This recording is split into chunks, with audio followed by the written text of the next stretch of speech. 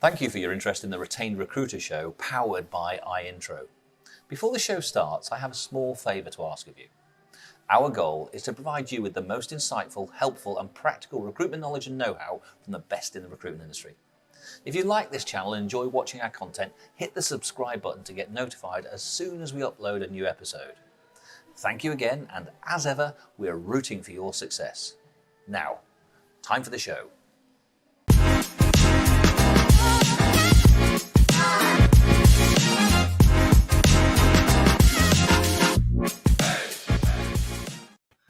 Hello and welcome to the Retained Recruiter show. My name is James. And my name is Jo. Welcome to you all. Thank you very much for joining us. And as you can see, we aren't alone, are we, James? No, thank goodness. We hate being alone. Speak for yourself.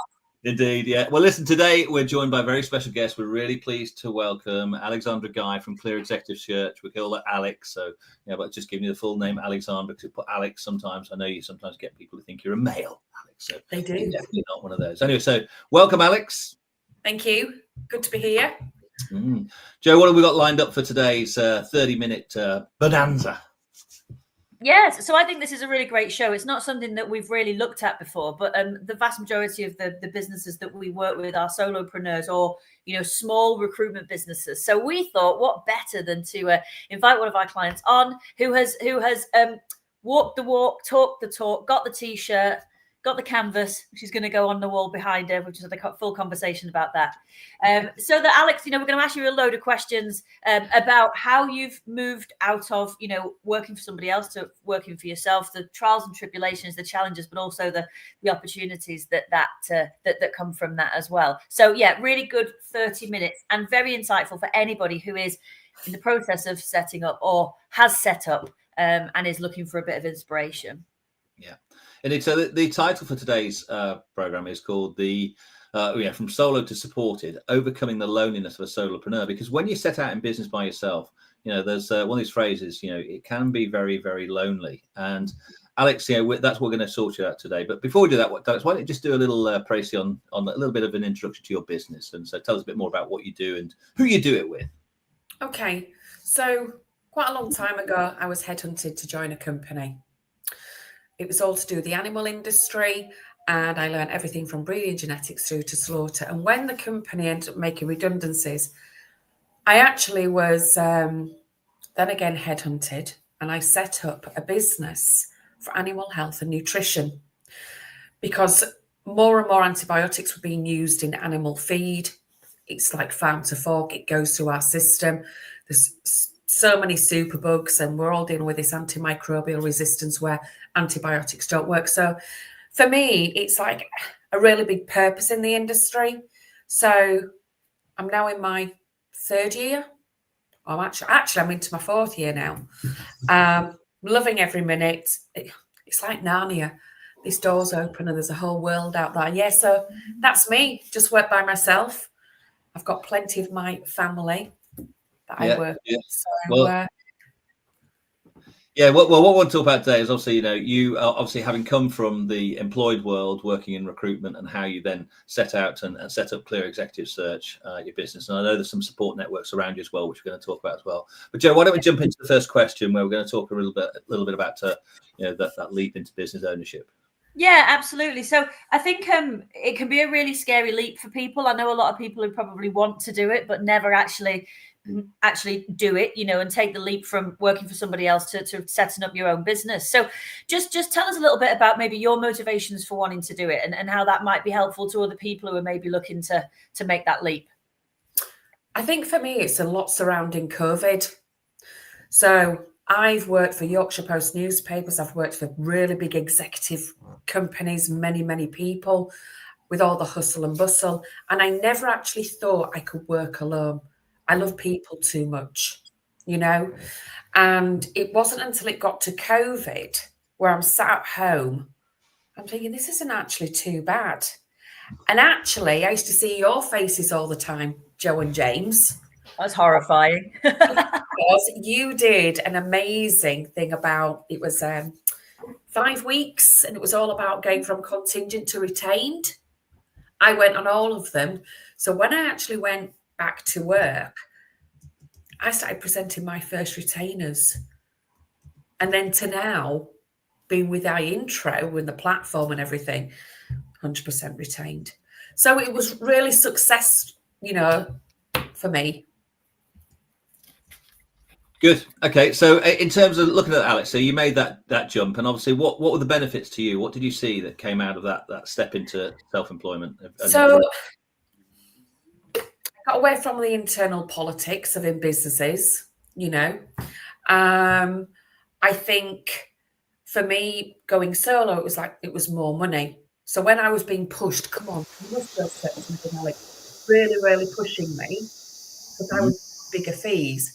I moved away from that, and for me, I started putting it in my bank and not their bank. I loved it because there are some recruitment companies that think very, very different to me. I'm very ethical in the way I do it, so I could do it on my own terms. The flexibility. Oh, I'm going to take Friday off. I'm going to go do something, take my mum out, whatever. And I said, and I think the other thing is, for me, I got to a stage where the company couldn't teach me anymore. And it was just like Groundhog Day, day in, day out. And then obviously I got the call from SSG, which I know that we'll talk about later. So for me, learning so much from you guys over COVID and putting that into my life. And I think sometimes as a recruiter, you think, I know everything. And then all of a sudden it's like, I was writing things that you were saying about what I should call myself. And I was writing, oh, that sounds good. I'll add that bit. And that's what I did. And all of a sudden I improved on what I was saying from you guys. Well, we appreciate the plaudits there, Alex, but I think a lot of it's really down to you. So thank you for those comments. Let's push Alex a bit further. Let's get that. Yeah, these are all the good points. Let's some of the challenges.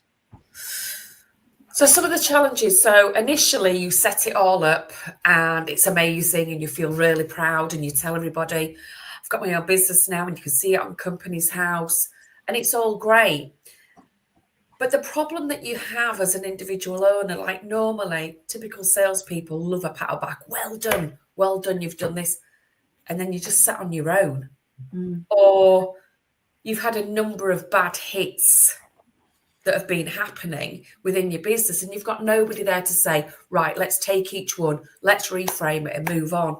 So you can find yourself as an individual slumping and losing that drive and that motivation because you're not right up here, because you're internalizing it, you're overthinking things. And that is the initial thing, is going from a big office with lots of people around and having sounding boards to you actually being your own sounding board. So that is a massive difficulty. And especially with salespeople, we kind of run on a 6 weeks high and then naturally we kind of take a slump. And it's having somebody to actually put you back up there. So that's how I found it. Yeah, I think that's quite common actually. And I think as a lot of recruiters that we work with, we know they're very social animals and you thrive from that busy environment. So to go from that to, being on your own the vast majority of the time, that's really tough. So what sort of things did you do that were helpful in helping you to feel supported and to give you those kind of sounding boards back? So I think my situation was a little bit different because while I was working for a company that, I just didn't want to be there anymore, I had a call from a company called SSG. And what they do is they actually set up people to be solo recruiters. For me, it's like, who can I speak to? I'm going to speak to so-and-so and have a little video meeting and you pick up and you have a bit of a laugh and you can share your wins and things. There's a department for everything. So there's the accounts, they do all my accounts. They send my invoices, do all that. I have marketing. If you want to have a look at my website, you'll see there's a brand new website, which is completely different to what I've ever done. It's not all about me. It's actually about the industry and using statistics from you guys. But there's a department for everything. There's even a guy who has sold his business, multi-millionaire, has joined this business and gives it back. And he's really, really good at helping you out and supporting you and bigging you back up. So he's there.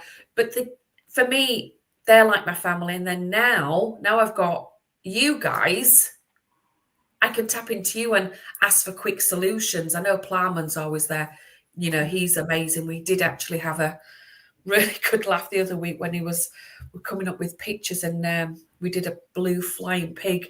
We did actually have quite a laugh about that. So for me, I've still got people round. So I'm not one of these people that sitting on my own and then I get a delivery and I keep the delivery guy waiting because I just need to talk to somebody.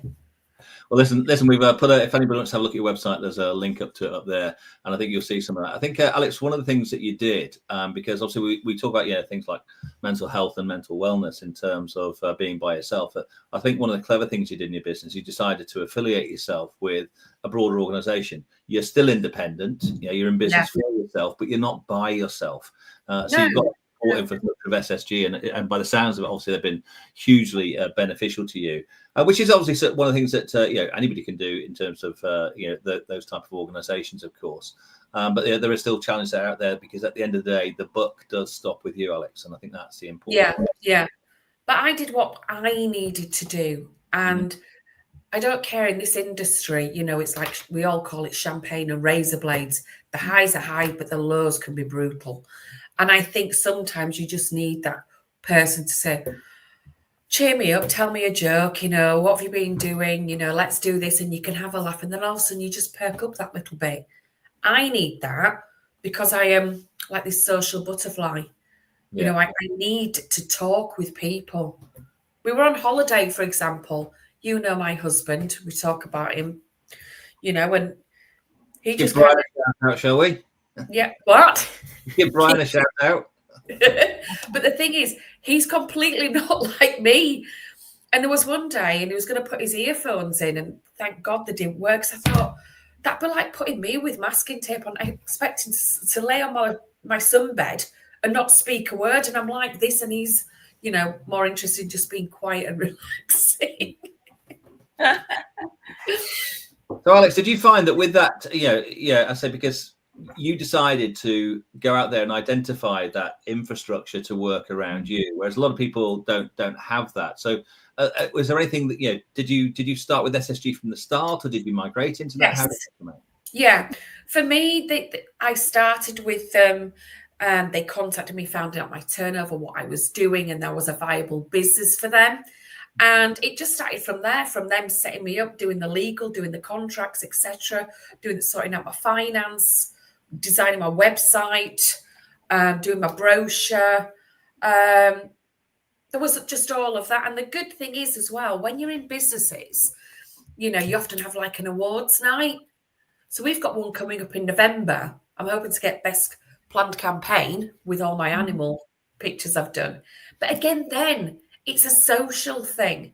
So for me, that's great. And then obviously I've known about iIntro for a long, long time, speaking with Plowman and you, James. And now I've kind of built on my family now even more, but better still because of how successful I am since I've signed up with iIntro. Hindsight, I should have done it sooner. But, hindsight is a wonderful thing, isn't it? Yeah, it's a wonderful thing. You mentioned earlier on, so we've spoken a little about SSG and you setting up your own business, and I think one of the interesting things as well is that when you decided to set your own business up, you also decided that you wanted to transition over to a retained model, which is to do twice as scary. Change your business, change your model. So just talk us through the sort of the thought process behind why that was important to try and move away from that kind of contingent transactional world. So I think I remember predicting figures. I'm going to do this month. And then one by one, they'd drop out for whatever reason. They kind of found a new opportunity. They've put, a hold on recruitment. There'd be so many things, and all of a sudden, you're saying, "Oh yeah, I'm going to do about 20 grand this month," and then you bring in 3, and it's like, "What's happened to the others?" And they've all fallen apart. And for me, I was getting angry. I have used all of my time. I've dedicated my time for you, and this has happened. So I think that was a really, really frustrating thing, is not being able to predict, and then having the boss saying, "But you're going to do this. We're short for this month," and So after doing the training with you guys, what you did for me is you built me up.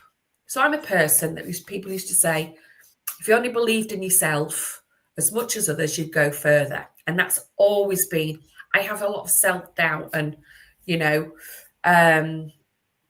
so for me, I think when I went on that training and I was listening to you and I was thinking, God, yeah, I am good. Yeah, I do offer value. Yeah, I should be confident. Yeah, I'm doing that for them. There's nothing wrong with saying, before we sign up, basically I want some money, I want a guarantee out of you. But when I actually realised from going on yours that I was good at doing my job, I was offering an amazing service, and all my background, at the end of the day, they're paying me for my industry knowledge, which is a lot. Why shouldn't I ask for the money? But I think it was somebody else giving me the confidence to do it. And being working in a contingent business, I think that started the separation. They were all contingent and I was all, retained. But for me, it's fantastic. And now somebody says to me, oh, we don't go retained. I wish you the best success. If it doesn't work out, then come back to me and we'll go through it again. But no, never, ever contingent ever again. Well, that's a model that we obviously love to share with people, and it's a great story. And it's easy. It is easy when you have the confidence to do it. Well, I think it's confidence is one thing, and listen, a lot of people listening to this will be full of confidence, but I think another part is actually having the structure, the discipline. And one of the things that Joe and I work through on the Retained Recruiter Academy and through the intro, not just a platform, it's the coaching, it's the support, it's the methodology, it's the business development strategies we put in place, because that's what's going to help people. And I say, if people do want to get in touch, there'll just be a little website that's going to pop up on screen in a moment where you can just book a meeting with us. And if you follow that link, book some time with us, and we'll share with you how we help you. But I think, Alex, in terms of as much as we want to talk about why the importance of transitioning a model to from a transactional to a consultative model, or a contingent to a retained model, is important. Just want to really sort of get focused on this part, that by participating in other network activities, and again, I just want to focus on this, this solopreneur activity led.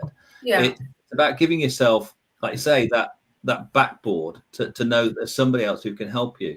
Whereas if you just literally think, well, and that's what I'm saying, a lot of people have the confidence to say, oh, I can go out and run my own business. I can send out a few invoices. I can get somebody to build me a little website. But then all of a sudden you're left stuck there. And it's about understanding that outreach to other people, other networks, can give you that mental fortitude to say, yeah, I can go further. Because it's not being just by yourself. I think those are the piece that we need to focus on. So the other option is you just end up being a little island yourself, and you're related. You do, and everybody, I don't care how good you are or how long you've been in the business, to say you don't need any help, in my opinion, is foolish, because you're always going to learn every day. And one thing that I will say is, I knew about the iIntro platform, but I didn't actually know of all the extras and all the different amounts of support that you get as a business. And James, I had great support after being on the training. And guys, there's a lot of training, but oh my God, they say knowledge is power. What I know about psychometrics and, helping the candidates put together video and presenting it to clients.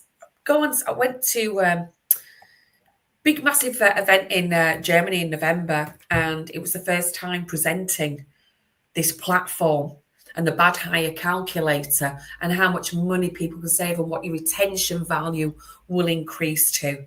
And it was more of a science, backed up science, not just saying, I've interviewed an amazing guy, this is his CV, and it's just one dimensional.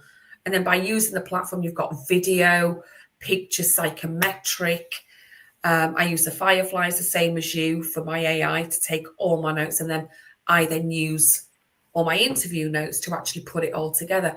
So they get to see what people are like before they've even met, which my clients love. So, and I think the really strange thing, and I mentioned this to you, James, I had some really, really big meetings with some huge global companies.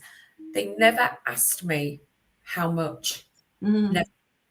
because in their head, they were calculating, we'd gone through the calculator, which is a very clever piece of kit that, when they actually realised just how many thousands of pounds they were losing a year and how much time they were wasting, inundated with CVs, and they were interviewing them all, they were like, wow, this is on one platform, one recruiter, one platform.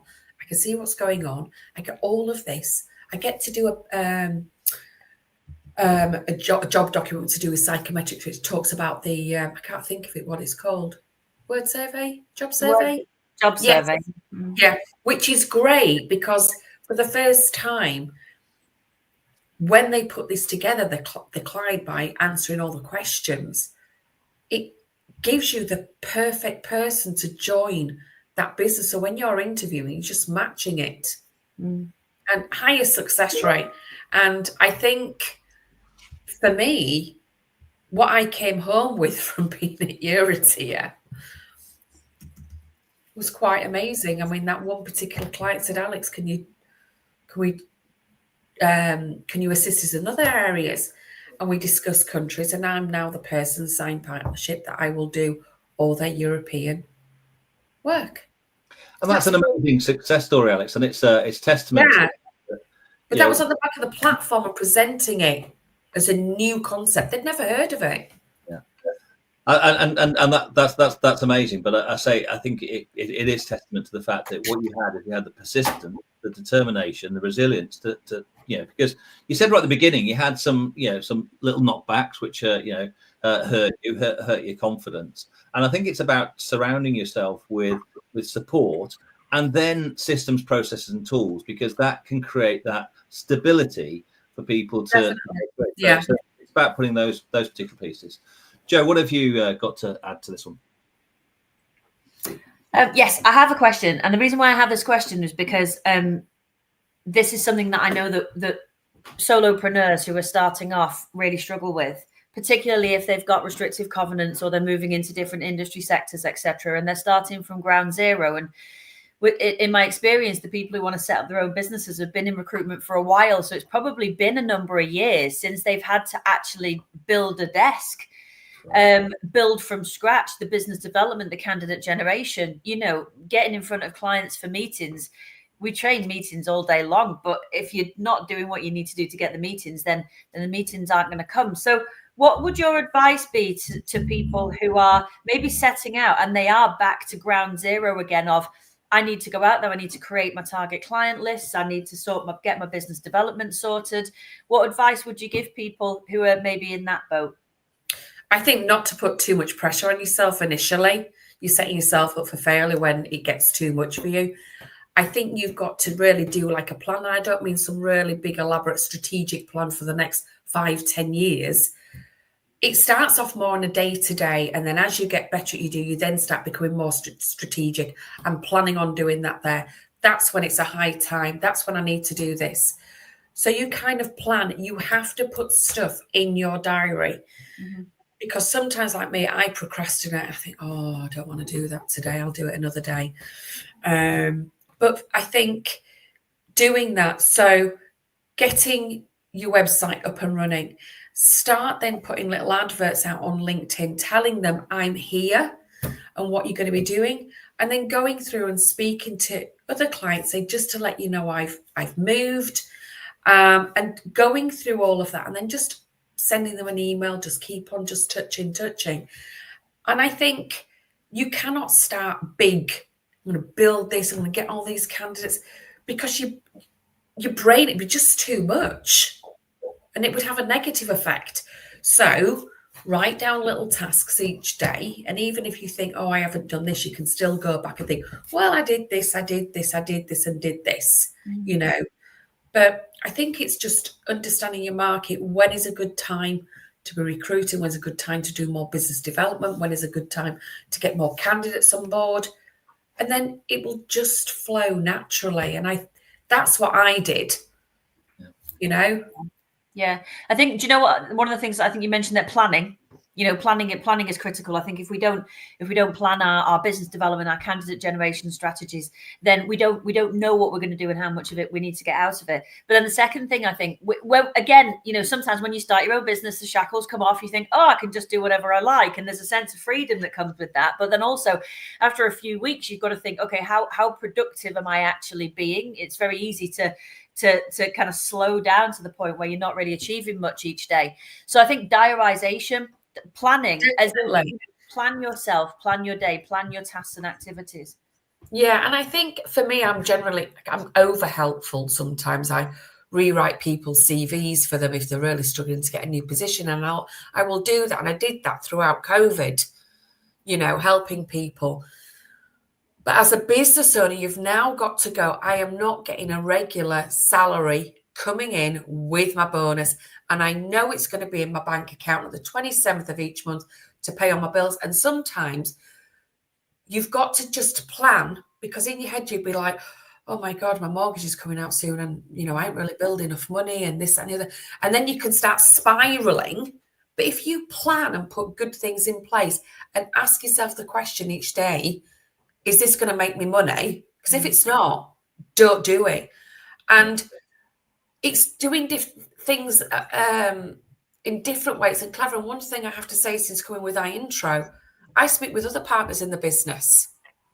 We'll have like a little video call. What would you do in this situation? Or how's it going? Or, you can offer them advice. But it's just nice banter, which as a consultant, I missed that. Yeah. And I think you need perking up during the day, walk in and make yourself a cup of coffee, end up standing there because somebody's telling you about a night out and you're absent. You're in hysterics, just laughing and laughing. Yeah. You don't get that. No, I think but I think the point that Joe's making there is part of that planning and that discipline. Planning is huge.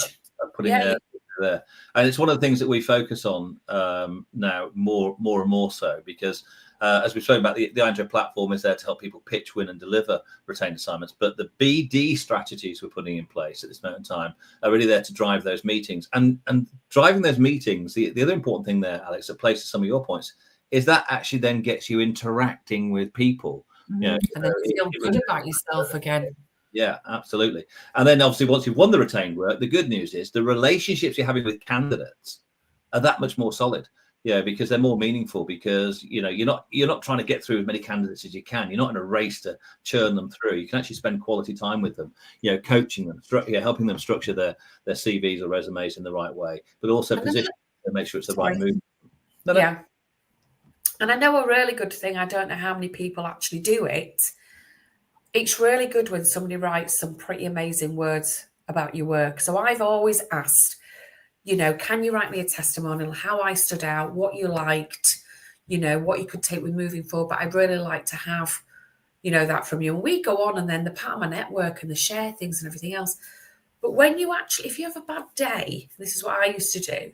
I go to my testimonials and read, Alex is this, Alex is that. Wow, what an amazing. And then you're like, yeah, I am good. And then you can crack back on. So for me, that's an amazing thing. But definitely planning. You have to have your reactive, your proactive, do not be distracted by emails coming in. I once had that described to me as time robbers. You focused on one thing, your phone beeps, I'll get back to them. No, I better do it now.